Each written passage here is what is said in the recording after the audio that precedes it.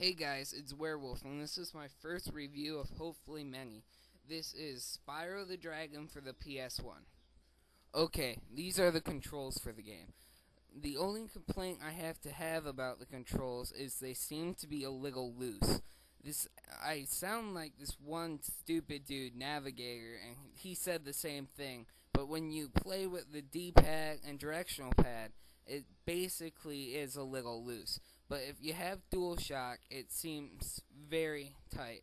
There's only two moves you have, two attacks. There's Flame and there's a Charge. The flame is circle and the charge is square. Jump is X and the camera seems to move really fine. There's two things about the camera. There's passive and active. Active is the best choice to have when you're wanting to stay focused on the action and stuff. Um, and that's basically the controls. Nothing really much I can get into. Okay, guys, this is the story for the game. This can be forgettable at times, but if you try to remember it, there's no need to forget it. The World of Dragons is fine, and then they start mocking this ogre named Nasty Nork, and he gets a spell that he can make your gems into warriors for him. Um, so he takes over the dragon realm, and he turns the older dragons into crystal. There's a small dragon named Spyro, and he seems to escape. Your main goal throughout this game is to free the dragons and collect the gems. There is extras if you 100% this game, and I have 3 times now. I'm very proud of that. But, yes, that's basically the story. Again, nothing I can really go into. This game's very laid out and plain. Okay, this is the bad parts of the game, and this is probably going to take longer than the first two I just did. But there are a lot of bad things in this game. As much as I would like to say there's not, there is a lot of bad things about this. The controlling's loose, like I said, and the boss battles can get kinda tedious. They try to mix them up and have different things, but basically you find yourself doing the same thing. Flame this and charge that.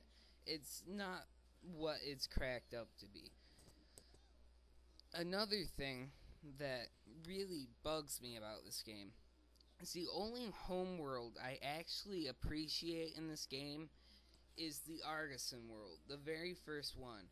Like, Peacemaker just takes it too far. I don't like any of the places in there. The only one I like is Ice Cavern, and from Peacemaker on out, the game kinda tends to get dull. The magic place after Peacekeeper is where the worlds really start to mess up. Like Beastmaker, the magic place, Dreamweaver, and Nasty Nork is the other one I barely like, but it's okay. Now, the only thing that I can really approve of in every world besides Beastmaker is the flying worlds. Those always seem to be good. How they only mention and focus on that is kinda dull and kinda weird, but that's like the only thing I can say is good about every world.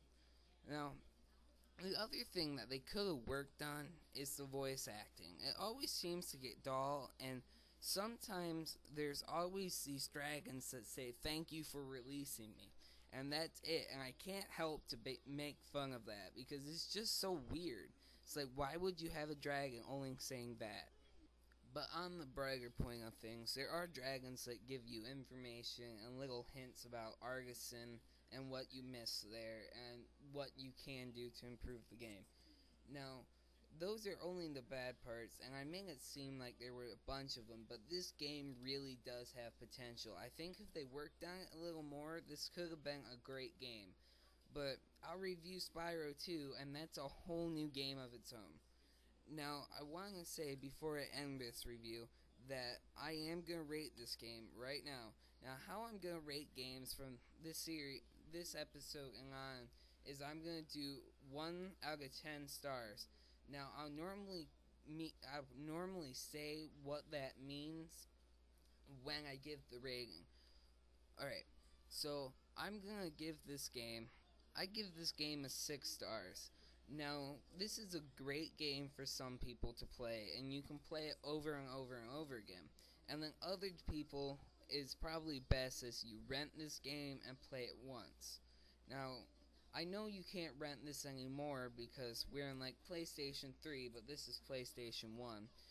But if you can borrow it from somebody, it's probably best you do that because this game is not a buy it and then keep it. It's just not one of those good things.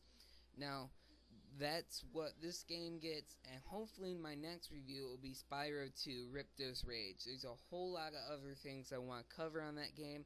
I know this review can be a little weird because I don't have a lot of footage of the game, but hopefully Spyro 2 I'll get a whole lot of stuff. And this is the end of the review. Thank you for watching, subscribe, and friend.